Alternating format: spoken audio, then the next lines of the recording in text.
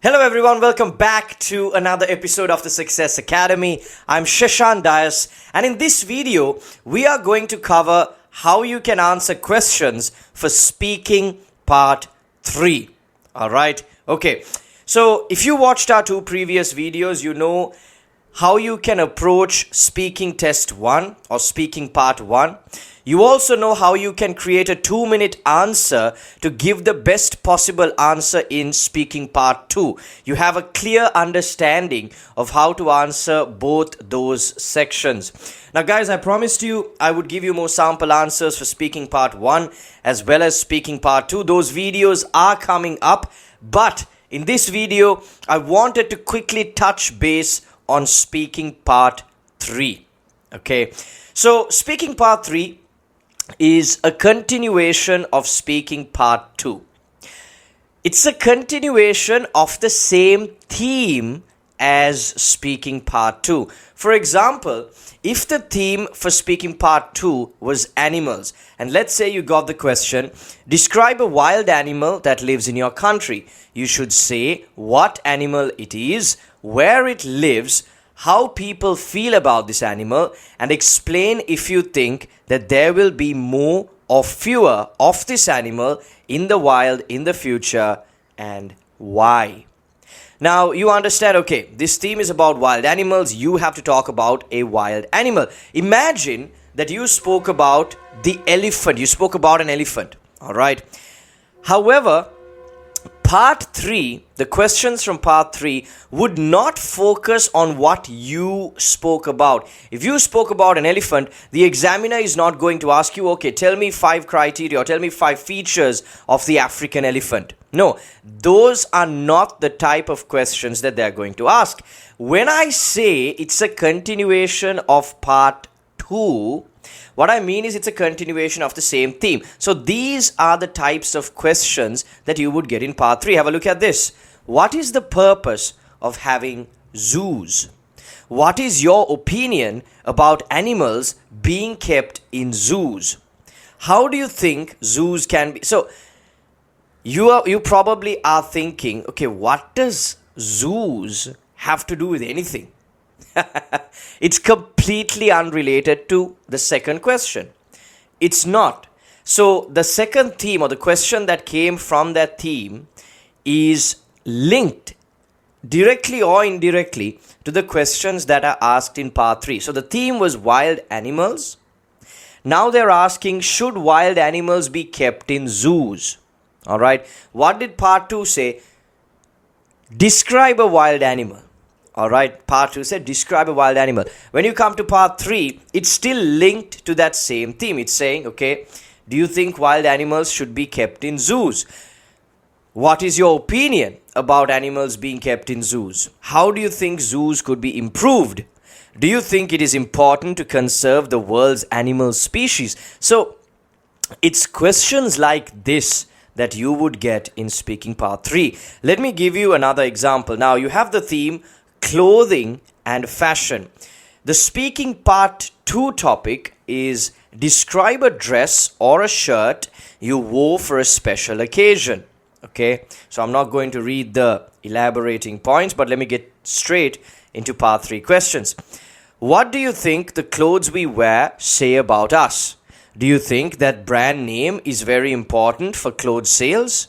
Why do some people like to go clothes shopping with their friends? So as you can see, the part 2 topic allows you to talk about your opinion about your favorite shirt or your favorite dress. Whereas in part 3, they are asking you more generic questions. What do you think the clothes we wear say about us? That's more of a generic question. Okay, it's not just your opinion. What do you think the clothes we wear say about us as a whole?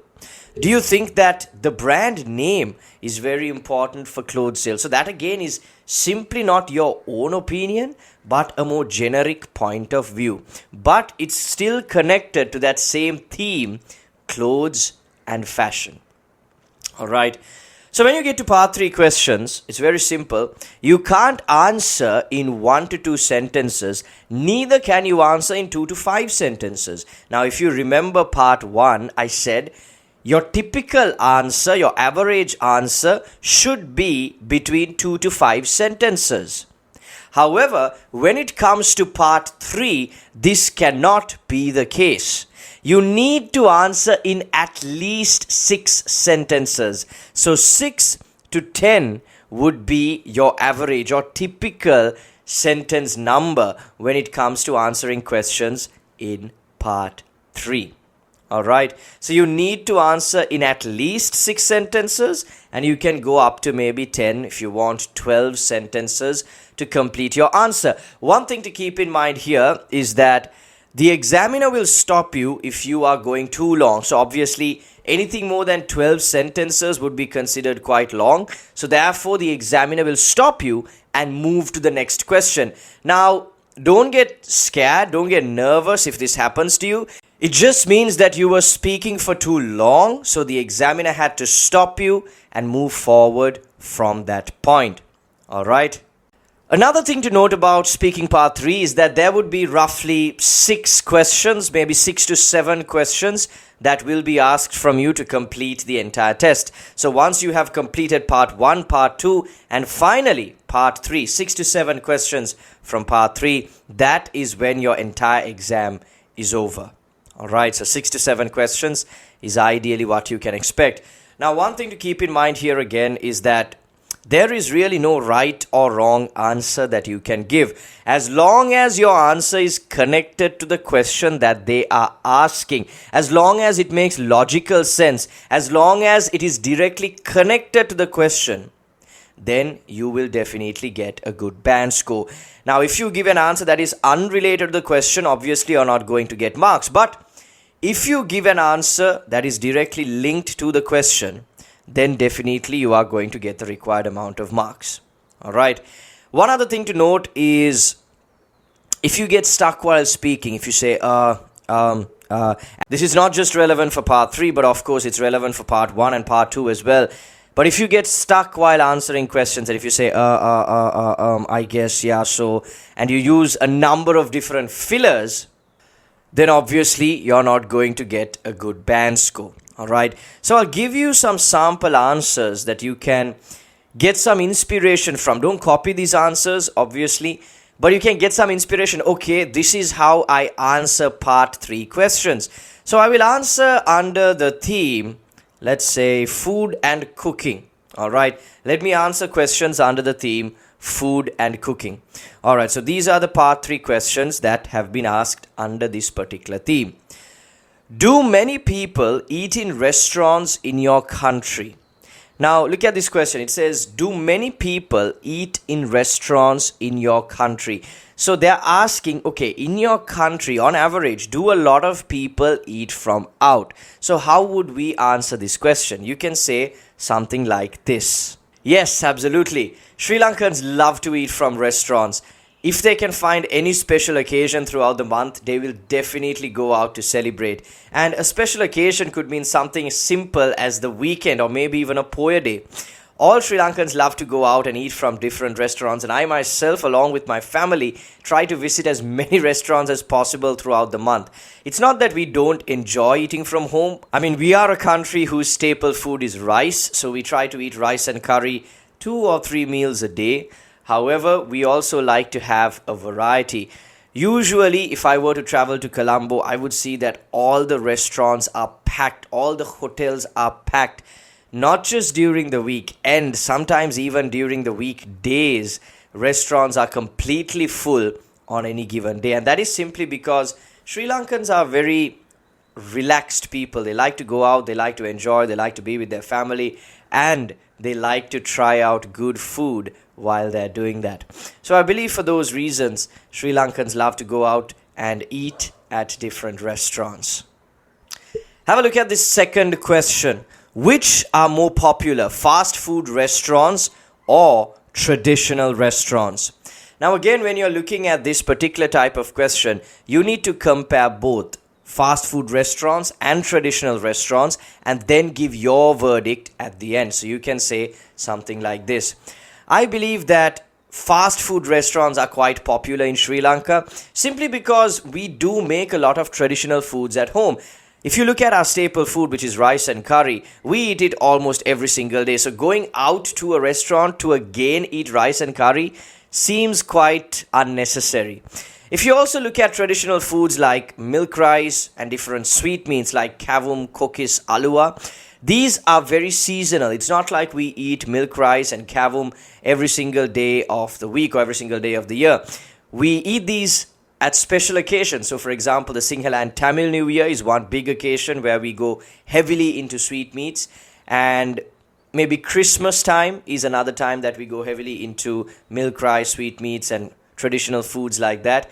However, on any given day, we would always eat our staple food, rice and curry. So, in order to switch things up, in order to have a little bit of a difference when we go out to a restaurant, I think Sri Lankans in general prefer fast food. And I'm saying this through my own personal experience, because when my family goes out, we would always try and go to a fast food restaurant as opposed to a traditional restaurant.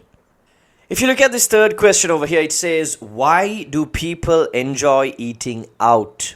Now, this again is a question that you can talk about using your personal experiences, but also adding a little bit of generic information into it. So you can say something like this. I believe a lot of people enjoy eating out because it gives them an opportunity to spend quality time with their families. Especially if people are at home, they might be in their own rooms. For example, even in my own family, most of the time when we are at home together, I'm in my room working. My dad is in his office working. My mother and my brother are probably maybe watching a movie or doing something else. But we are never together to spend quality time. But at least once a week, when we do go out to a restaurant, we all put our phones away, if we forget whatever other work we have, and we spend that quality time with our family. And that gives us all an opportunity to catch up on each other's lives, see what happened to each other during the week, and stay updated about what's going on with the family. It also gives an opportunity for us to catch up with our friends. I meet my friends at restaurants at least once or twice a week, and it gives us an opportunity to have a fun time with each other, because unlike our school days, we don't meet every single day. So we need to make time, we need to go to a restaurant, and while we're enjoying some good food, we can spend some good time with our friends and family as well. Aside from that, I think people also enjoy eating out. I mean, I personally love going to barbecue restaurants or maybe fast food joints like burger and pasta places and enjoying good food. So aside from spending quality time with my family and friends, it also gives me the opportunity to eat some good food that I really enjoy and crave. And I believe those are the same reasons that apply to everyone else in the country as well. We'll look at two more questions, and so here is the fourth question. What do you think a healthy diet consists of? Now, if I were to answer this question, I would say that's a very interesting question. In order for a diet to be healthy, I believe it should include most of the essential nutrients that are required for our body to function. And I say most because we might not be able to get everything from every meal. So we can variate it. We can have a variety for every single meal of the day and try to get all the nutrients in throughout the day. So I would say roughly every meal should probably have a bit of carbohydrates. So maybe something like rice or pasta would be a good option. We would also need protein. I cannot do without protein. So we might need beef, chicken, maybe an egg. Some form of protein would be ideal. I mean, if you're vegan or vegetarian, you might have those options as well. But definitely if you are a meat lover, then chicken, beef, pork, eggs, those would be your options. And finally, you should have the other nutrients in the form of different vegetables. Now, usually in my household, we would just cook dal, but ideally we should have some greens, some dal, some pumpkin, some beans, different types of food that would add different nutrients into our body. So I believe each meal should consist of about 30% carbohydrates, 40% protein, and the remaining 30% could be the other nutrients that are essential for the human body.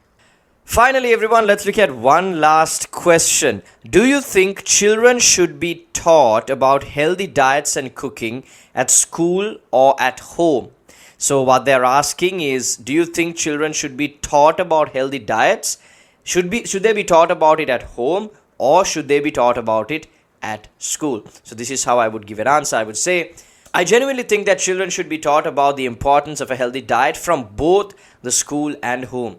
Because honestly, if parents don't give their children a good diet and a healthy diet, there is no way that a child can sustain a healthy diet even though they learn it from school. So I believe first and foremost, the parents, the household, the house, the home should teach the student or the child how to maintain a good and healthy balanced diet, and the home should take the first initiative to actually provide a good balanced diet to the children.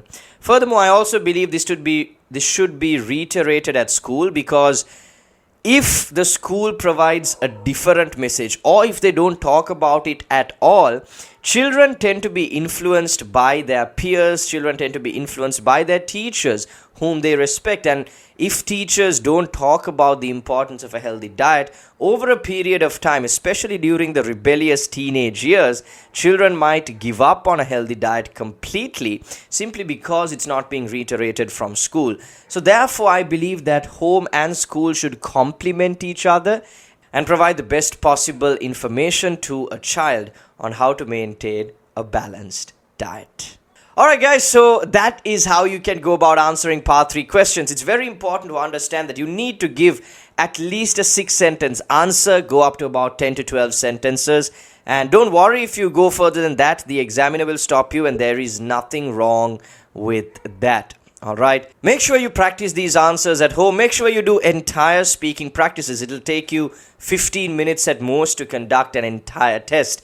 So take 15 minutes or 20 minutes each day and practice speaking questions as much as you can, because the more you practice, the better you become. The less you practice, the worse off you're going to be. So make sure you take at least one speaking test a day and practice part 1, 2, and 3. I've given you sample answers for all 3 sections, and I promise you I'm going to give you more sample answers in the future that you can look at, get inspiration from, and then deliver your own answers. But the main thing is to try and improve your knowledge on specific topics, because the more you know, the easier it is going to be when you are trying to answer these questions. Alright, so with that, we are done with the video today. If you liked this video, make sure to let us know in the comments below. Share this with a friend, like this video, and subscribe to the channel if you haven't already done so.